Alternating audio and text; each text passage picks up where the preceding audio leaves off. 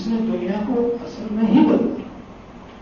Marks यहाँ भी हाजिर है, मार्क्स पूंजीवाद में भी हाजिर है, मार्क्स फ्यूचर में भी हाजिर है, और मार्क्स जो है हाजिर रहेगा आगे से। विज्ञान में कितने भी एडिशंस हो सकते हैं, कितने भी और खोज हो सकते हैं, लेकिन विज्ञान व्यक्ति है। इसमें क्या बोलता है मार्क्स? बहुत छोटी सी बात है, ये देखता है। पहला सेंटेंस क्या है इसका?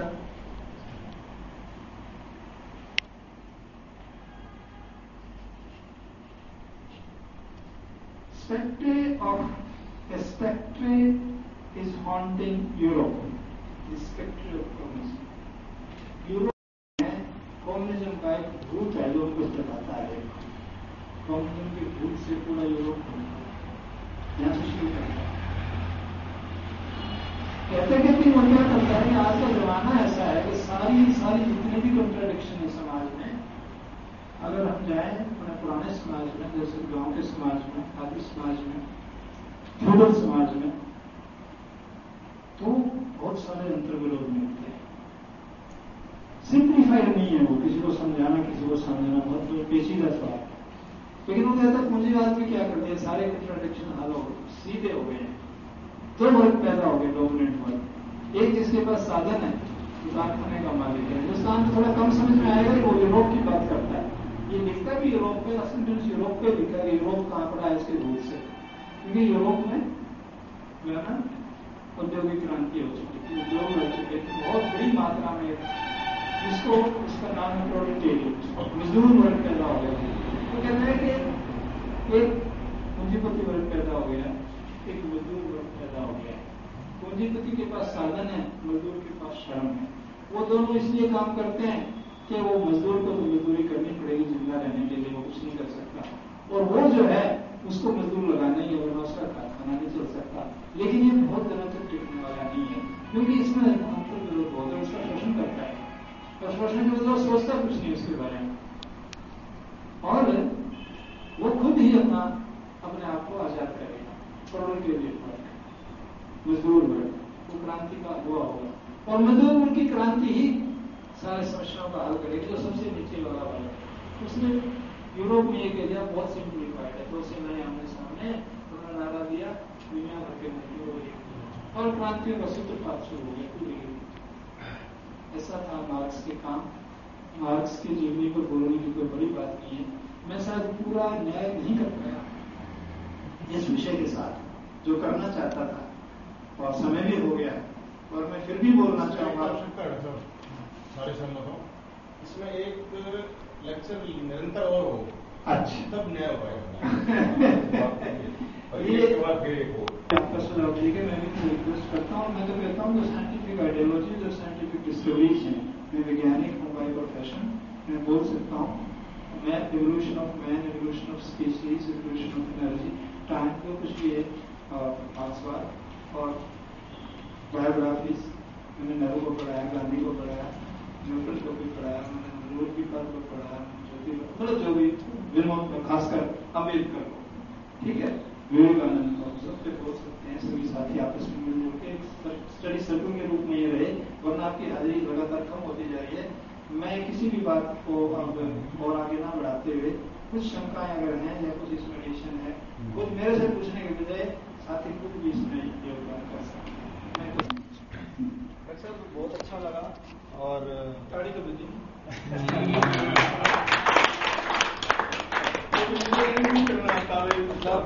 धन्यवाद, मैं अपनी लेकर लेता हूँ। मैं 2-4 लाइनें ही बोलूंगा, ज्यादा नहीं, और फिर आप बोलेंगे। मतलब मार्क्स के बारे में मेरे ख्याल से कोई ऐसा व्यक्ति नहीं होगा जिसने नहीं सुना होगा। बहुत सी सरकारें उनके प्रिंसिपल्स पे चल रही हैं, बहुत से संगठन चल रहे हैं, और सामाजिक भलाई का काम हो रहा है मजदूरों के लिए या उससे। तो जैसे आपने बताया कि भाई ये किताब है, मैंने भी सुना था लेकिन आज देखी मैंने, तो मुझे यार ज़्यादा रुचि नहीं थी तो मैंने नहीं पढ़ा। तो आपने कहा कि भाई ये साइंटिफिक है इनका सारा, एंड मुझे लगता है कि ये वैज्ञानिक तथ्य जो है वो समाज शास्त्र से कुछ रिलेटेड है, इनका सोशियोलॉजी जिसको बोलते हैं। तो अभी कुछ दुर्भाग्यपूर्ण बातें हो रही हैं, जैसे कि एक सरकार गिरी तो दूसरी आई, तो उन्होंने कहा कि मार्क्सवाद की जो लेसन्स हैं उनको पाठ्यक्रम से हटाया जाए। तो मुझे लगता है कि एक साइंटिफिक चीज अगर है तो उसको हटाने में मेरे ख्याल से जो रुचि ले रहे हैं, तो कम से कम हमें अब एक स्थिति ये आ गई है कि जो साइंटिफिक चीज है उसको उसी तरह से समझ के हमें पुनः स्थापित करना पड़ेगा उसको। और जो ये मुहिम चल रही है कि भाई मार्क्सवाद को हटाओ, लेसन से बच्चों के स्कूल से हटाओ, मुझे लगता है कि उस पर हमें कुछ चिंतन करना चाहिए। और जो लोग ये कह रहे हैं कि भी हम गरीबों के लिए काम कर रहे हैं या उसके लिए काम कर रहे हैं, तो उनको मार्क्सवाद को हटाने की क्या जरूरत है? मतलब अगर वो इस तरह से आए हैं कि भाई हम जनहित के लिए काम कर रहे हैं या गिरे हुए या दबे हुए तबकों के लिए काम कर रहे हैं, तो उनको ऐसा करने की जरूरत क्या है? तो कहीं उसको मिस इंटरप्रिटेशन तो नहीं हो गया मार्क्स का? I don't know. तो प्लीज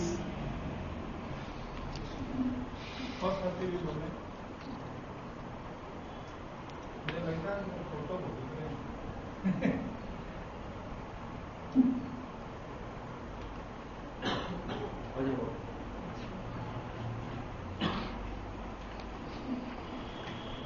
हाँ सुधीर, विचारों का टकराव बहुत लंबा इतिहास है, ट्रॉट्स्की का टकराव भी बहुत लंबा इतिहास है, और इसमें राजनीति भी साथ में है।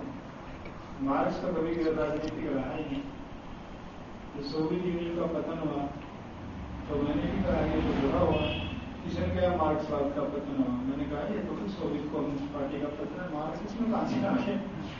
ये तो अब बात है कि जब में जाओ वहां पर हमला करो, वो तो सीपीएम और उसकी राजनीति का हिस्सा है, तृणमूल कांग्रेस की ममता बनर्जी का। तो ममता बनर्जी उसको ये वहम है कि मार्क्स किताब से मार्क्स हट जाएगा, मार्क्स की इतनी किताब नहीं देते, उसकी जिंदगी पढ़ नहीं सकती, तो उससे भी कुछ लाभ हमको है नहीं। लेकिन कुछ दिनों बाद उसका ये है कि एक गैर वैज्ञानिक सोच से वो शिकार है, सीधा यूटिलिटेरियन यूज होता है पॉलिटिक्स में। आजकल ये है कि अगर आज काम चल जाए कल देखी जाएगी, हमें जरूर इंटेलेक्चुअल इसका विरोध करना चाहिए। Thank you. अच्छा दोस्तों, ओके बाय। बहुत बहुत धन्यवाद डॉक्टर साहब। एक बहुत बड़े महान वैज्ञानिक कार्ल मार्क्स के बारे में इस आर के एक बहुत बड़े वैज्ञानिक ने बहुत ही एक सरल भाषा में, कई बार और भी हमने सुनी इस तरह की चर्चाएं, लेकिन वो इतनी उनकी टर्म्स इतनी कॉम्प्लिकेटेड, लेकिन आज डॉक्टर साहब ने बहुत ही सुंदर ढंग से, तो भाषा एक ऐसी आम बोलचाल की भाषा थी, बहुत गहरी गहरी बातें भी हम अपनी भाषा में समझ गए। तो डॉक्टर साहब का बहुत बहुत धन्यवाद, और भविष्य में भी आपकी सेवाएं हम इसी तरह से लेते रहेंगे। आज का जो सब्जेक्ट था काफी विस्तृत सब्जेक्ट है, डॉक्टर नारवल के पास काफी नॉलेज है, और जितना आज बताया जा चुका है इसके बारे में यही कहा जा सकता है कि अभी बहुत कुछ बाकी है। तो यही फीडबैक है कि अभी इसको और कंटिन्यू रहना चाहिए, उसी के बाद ही कुछ सवाल खड़े किए जा सकते हैं। तो प्रस्तुतिकरण किया है, इसकी सबसे विशेषता मैं ये कहूंगा कि सरल बहुत है। आमतौर पे जो मार्क्स या उसकी पुस्तकों को नाम सुनते ही जो लोग उल्टा भागते हैं, वो उसको समझने की कठिनाई की वजह से होता है। लेकिन इनका जो प्रेजेंटेशन था डॉक्टर साहब का, उसमें सरलता बहुत थी, आदमी आसानी से समझ सकता है। तो ये कंटिन्यू होना चाहिए, और विस्तार से, चाहे इसमें 2-3 लेक्चर भी करने पड़े। थैंक यू सर, धन्यवाद। मैं भी जांगड़ा साहब से सहमत हूं कि इतने सरल शब्दों के अंदर मार्क्सवाद का वर्णन करना शायद हर एक के बस की बात नहीं है। डॉक्टर महावीर जैसे ही आदमी की बात है जो इतने सरल शब्दों के अंदर मार्क्सवाद को परिभाषित करते हैं। बड़ा अच्छा डॉक्टर नारवालन जी ने बहुत बढ़िया लेक्चर दिया है, और इसको अभी और सुनने की जरूरत है दोबारा से कंटिन्यूस, जैसे कि कहा गया है। इसके बाद विश्लेषण दो तरह से प्रकट किए जाते हैं, क्या तो बोलकर क्या लिखकर, दोनों में से। अच्छा, सबसे बड़ी बात है लिखना थोड़ा बहुत जानते हैं, बोलना कम जानते हैं। फिर भी जितना मैं बोलना जानता हूँ उसके हिसाब से, और मैं लेट भी आया था, उसके अंदर मैंने सुना कि इन्होंने मार्क्स का कहा, मार्क्स और जैनिज्म, मैं जैन हूँ, मैं इसलिए बता रहा हूँ कि उन्होंने, लॉर्ड महावीरा ने, उन्होंने मार्क्स पे जितना कहा है, अगर मैं जो ये वक्ता थे वैज्ञानिक हैं और ये थोड़ा सा जैन धर्म के लॉर्ड महावीरा को पढ़े तो इनको और भी इनका तरक्की का रास्ता खुल सकता है। Thank you sir, thank you.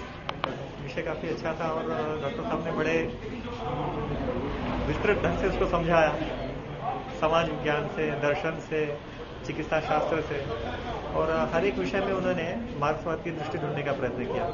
तो कहीं ना कहीं विषय में एक बैलेंस था, एक संतुलन था, जो कि सब विषय के लिए बहुत अच्छा है। मतलब एक आपकी व्यक्तिगत सोच को बनाता है कि किस प्रकार मार्क्सवाद का दर्शन आप आधार में रखकर हर एक विषय को उसकी दृष्टि से समझें। तो डॉक्टर साहब ने बड़ी गहराई से समझाया। और दूसरा ये था कि जो भी आजकल की परंपराएं हैं, लोग पीछे की परंपराएं भूलते जा रहे हैं, असलियत से बहुत दूर रहते हैं, नकलियत जो आप देखते हैं आपस में समाज में, उसके ऊपर विश्वास करते हैं। और इन्होंने यही सब बताया है कि असलियत में जियो, पहले पहचानो, जो बात समझते हो उसको मानो, जो नहीं समझते उसको मत मानो। Thank you sir. जी, जैसे मार्क्सवाद जो है ना, ये विज्ञान में, साइंस में जो है विश्वास रखता है, और आज के ज़माने में जो पुरानी रूढ़िवादी व्यवस्था है उनको तोड़ने में विश्वास रखता है।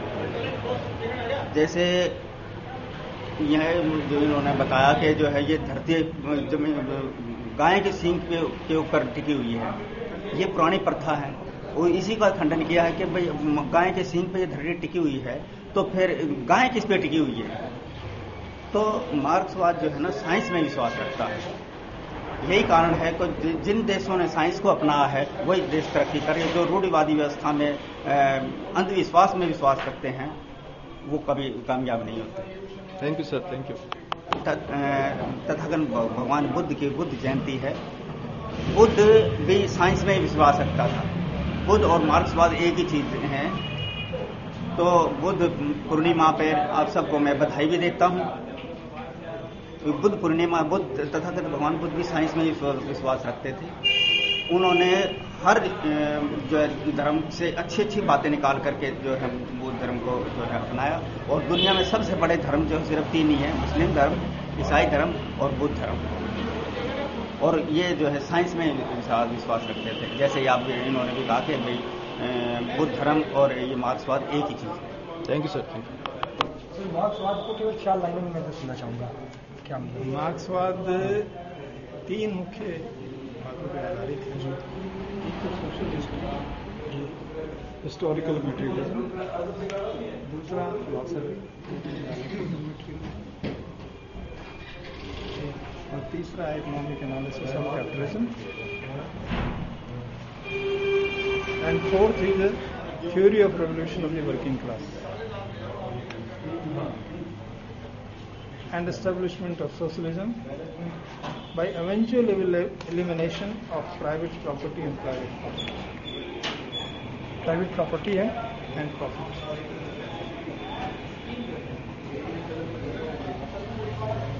It calls for international solidarity of the workers and not only localized concerns. International working class theory and thought. It also calls for international working class solidarity organization. Marx lives in all the philosophies and Marx will live forever. It is a scientific thought and scientific theory that never ends and never dies, and socialism will always remain the final alternative of the social solutions. बहुत ही excellent था। इतना serious और मतलब इतना difficult issue है Marxism, उसकी philosophy, historical materialism, dialectical materialism, economy, political economy, theory of surplus value, सारे subject difficult हैं बहुत। और इकोनॉमिक्स के जो स्टूडेंट्स हैं उनको ही समझ नहीं आते, हिस्ट्री के जो स्टूडेंट हैं, सोशोलॉजी के स्टूडेंट्स हैं उनको समझ नहीं आते। लेकिन डॉक्टर महावीर नारवाल ने बहुत ही मतलब जो थोड़े इंग्लिश के शब्द तो थे बीच में, लेकिन उसके बावजूद इतना सिंपल करके उसको व्यवहार से जोड़ के, वास्तविकताओं से, घटनाओं से जोड़ के उसको एक्सप्लेन किया, बहुत अच्छी तरह से स्पष्ट हुआ। और मेरी तो ये इच्छा है कि ये सीरीज आगे जारी रहे ताकि इसके ऊपर और स्पष्टता हो और इसमें मतलब दिलचस्पी पैदा हो, इसको व्यक्तिगत रूप से भी पढ़ा जाए मार्क्सिज्म के सिद्धांत को, ताकि आज जो क्राइसिस है, बहुत संकट है जबरदस्त हर क्षेत्र में, सांस्कृतिक, आर्थिक, राजनीतिक, उसका अगर कोई हल मिल सकता है, कोई रोशनी नजर आती है तो इस वैज्ञानिक सिद्धांत में नजर आती है।